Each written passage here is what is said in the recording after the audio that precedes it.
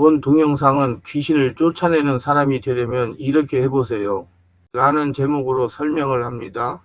하나님은 마태복음 12장 28절에서 그러나 내가 하나님의 성령을 힘입어 귀신을 쫓아내는 것이면 하나님의 나라가 이미 너희에게 임하였느니라 말씀하셨습니다.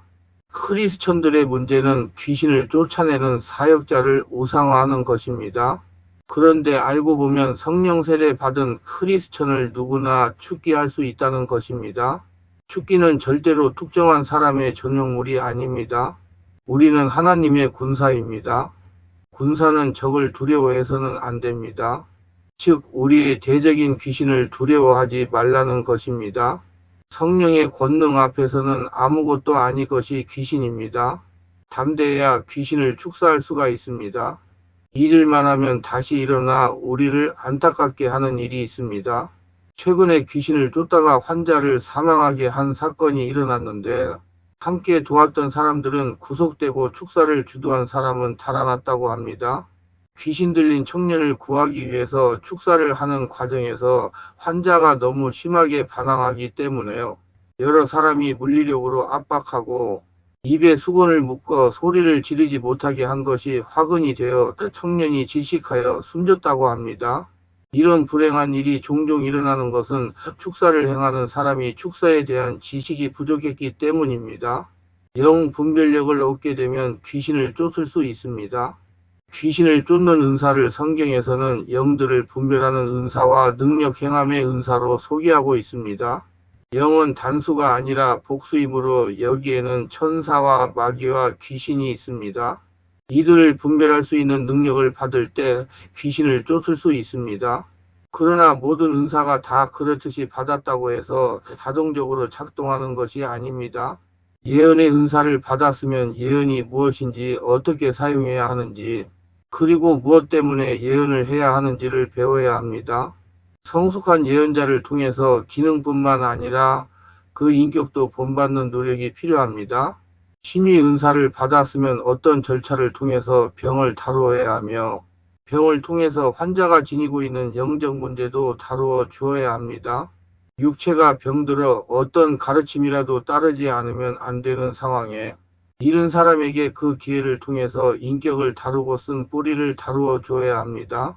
하나님이 병을 주신 이유와 그에 따라서 해결할 문제의 본질에 대해서도 알아야 하기 때문에 많은 공부가 필요합니다. 단순히 병을 고치기만 하면 그만이라는 생각으로 신유를 대하기에는 너무도 많은 과정들이 있음을 제대로 알아야 합니다. 이와 같이 축사도 역시 마찬가지입니다. 마귀와 귀신을 다루는 일이 단순하지 않기 때문에 경험이 많은 사역자를 도우면서 배워야 합니다. 멘토를 정하여 일정 기간 훈련하면서 배우고 터득해야 합니다. 훌륭한 장인 마이스터이 되려면 훌륭한 스승을 통해서 기술을 익혀야 하듯이 영의 일에서도 역시 마찬가지입니다. 인격적으로나 기능적으로 본받을 수 있는 스승을 만나는 일은 사역을 행하는 은사를 받는 일 못지않게 중요합니다. 은사는 성령으로부터 값없이 받은 것이지만 스승을 찾는 일은 많은 노력이 필요합니다. 디모데는 바울을 만나기 이전에 이미 많은 은사를 받았지만 그것이 제대로 작동하지 못했습니다. 그러던 중에 바울을 만나게 되었고 그로부터 안수를 받자 은사가 불일듯이 일어났습니다.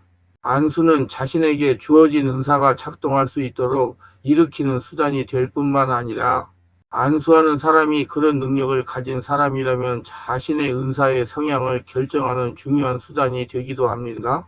안수는 영적 유대 솔-스타일을 형성하는 수단이 되기 때문입니다. 영적 능력이 구체적으로 어떤 형태를 띠기 위해서는 지도자의 도움이 필요합니다.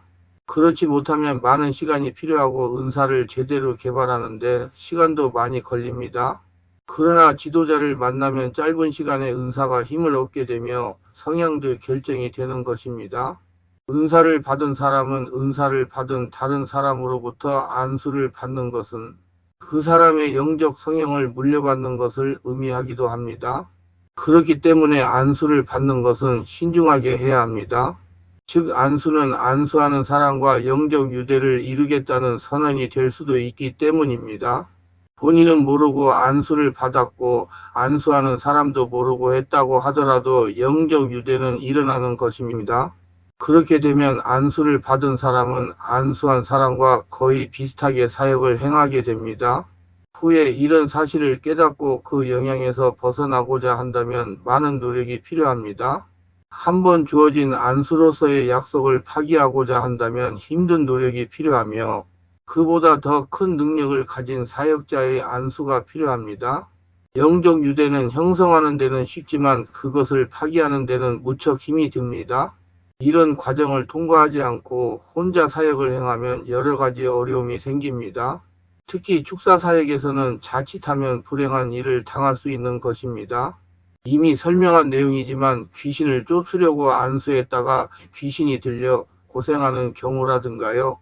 안수를 받다가 사역자 속에 들어있는 귀신을 받게 되어 귀신 들린 경우라든가요. 때로는 환자가 죽는 불행한 일들이 일어나는 것입니다. 귀신을 쫓는 방법도 제대로 모르는 서툰 사역자로 말미암아 다치기도 하고 죽기도 하며 귀신이 들리기도 합니다. 얼마 전에 서울에 있는 병원에서 소독을 제대로 하지 않아서 병을 고치려고 찾아간 병원에서 세균에 감염되어 사망하는 병원 감염 사고가 문제가 되고 있습니다. 이는 의사와 간호사들이 위생에 대한 철저한 의식이 부족하기 때문에 의료기를 제대로 소독하지 않고 사용하는 까닭입니다. 사람의 생명을 귀하게 생각하기보다는 자신의 몸을 먼저 생각하기 때문에 힘들고 귀찮은 소독을 대충 하려는 안일한 생각을 가지고 있어 불행한 사고를 일으키는 것입니다. 과중한 업무로 피곤하고 소독으로 인해서 장비의 수명이 단축되니까 경제적으로 손해라는 것입니다. 그래서 제대로 소독하지 않고 사용합니다. 이렇듯이 축사와 신유와 예언 사역은 영적으로 문제가 많은 사람을 다루는 일이기 때문에 그들로부터 사역자가 여러 형태의 피해를 입거나 악한 영을 옮길 수 있는 위치에 있음도 알아야 합니다. 그러므로 무엇보다 자신을 철저하게 점검해야 합니다.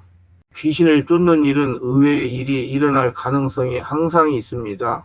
마귀와 귀신은 우리를 멸망시키는 것이 목적입니다. 그러므로 우리와 원수이므로 항상 경계를 소홀히 할 수 없습니다. 정신을 차리고 사소한 변화도 놓치지 않도록 해야 합니다. 영적 분별을 얻기 위해서 잠시 눈을 감고 집중할 수는 있지만 축사를 본격적으로 행하는 동안에는 눈을 똑바로 뜨고 환자의 상태를 면밀하게 살펴야 합니다. 인위적인 힘이나 도구를 사용하는 것은 피해야 합니다. 오직 하나님이 주신 권세를 가지고 환자를 다루어야 합니다. 이 과정에서 불필요한 행동을 억제하기 위해서 보조 사역자들이 환자의 손과 발을 적당히 억압할 수 있습니다. 자해하거나 발작하지 못하도록 하여 축사를 제대로 진행할 수 있도록 도울 수 있어야 합니다. 이 과정에서 무리하게 힘을 가한다거나 배를 누르거나 목을 조이거나 팔과 다리를 꺾은다든가 하는 행위는 위험할 수 있습니다. 앞에서 소개한 사건은 심야에 축사를 했다고 합니다. 수시로 발작하고 환자가 달아나기 때문에 아마도 심야에 할 수밖에 없었던 까닭이 있었을 것입니다. 환자가 소리를 지르기 때문에 이웃에서 항의도 있었다고 합니다. 그래서 소리를 지르지 못하도록 수건으로 입을 막은 것인데 결국 그 수건이 기도를 막아 숨을 쉬지 못해 사망하고 만 어처구니 없는 사건입니다. 이것은 축사자의 실수라고 할 수 있을 것입니다. 그러나 축사는 이런 사소한 빌미도 귀신에게 주어서는 안 되는 위험한 사역임을 알아야 합니다. 귀신은 우리의 약점을 이용하여 자신의 위기에서 벗어나려고 가진 계략을 다 사용한다는 사실을 알아야 합니다. 우리의 약점은 귀신에게는 기회가 되는 것입니다. 그래서 사역자는 약점을 제거해야 합니다. 철저한 준비가 그래서 필요한 것입니다. 귀신의 속임수에 말려들지 않기 위해서는 경험이 많아야 합니다. 이런 일들은 성숙한 사역자를 통해서 배워야 하는 것들입니다. 경험이 많을수록 위험이 줄어듭니다. 그렇기 때문에 의사들도 경험이 많은 전문의 밑에서 수련의 과정을 갖추는 것이 아닙니까? 한순간의 실수가 환자에게는 치명적일 수 있기 때문입니다. 영적 사역자는 자신의 사소한 실수가 환자들에게는 치유할 수 있는 기회를 잃게 하는 절대적인 위험이 될 수도 있음을 알아야 합니다. 그렇게 확실한 사역자에게 배워야 합니다. 저는 항상 이렇게 말합니다. 영적 치유 사역에 10년 이상 종사한 사역자에게 배우라는 것입니다. 세상에서 전문인이 되려면 그 분야에 10년을 종사해야 전문인이 됩니다.